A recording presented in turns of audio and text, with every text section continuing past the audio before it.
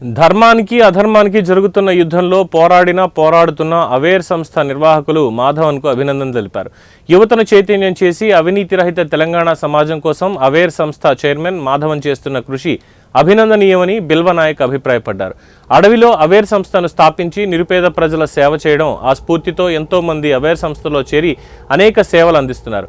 గిరిజన మధ్యతరగతి పేదలకు విద్య వైద్యం అందిస్తున్నారు. అవేర్ సంస్థ స్వర్ణోత్సవం సందర్భంగా అవినీతి న్యాయ వ్యవస్థపై సెమినార్ నిర్వహించారు. ఈ సదస్సుకు ముఖ్య అతిథిగా మహబూబ్ నగర్ శాసనసభ్యులు శ్రీనివాస్, బిల్యానాయక్, అవేర్ చైర్మన్, హాస్పిటల్ సిబ్బంది, అవేర్ విద్యార్థులు, సిబ్బంది పాల్గొన్నారు.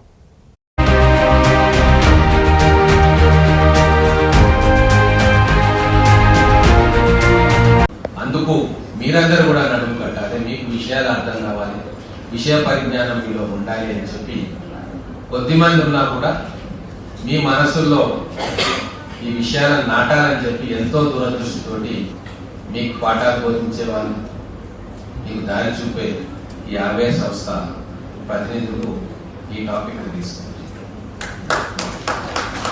ఇదే టాపిక్ ఒక విశ్వవిద్యాలయంలో పెడితే కొన్ని వేల మంది వినొచ్చు, ఒక పెద్ద బహిరంగ సభలో పెడితే లక్షల మంది వింటారు.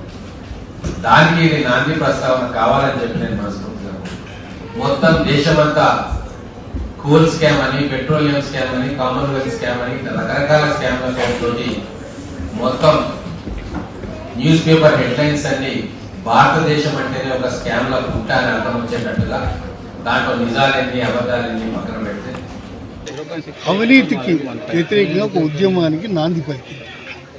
Awake India, India మేల్కు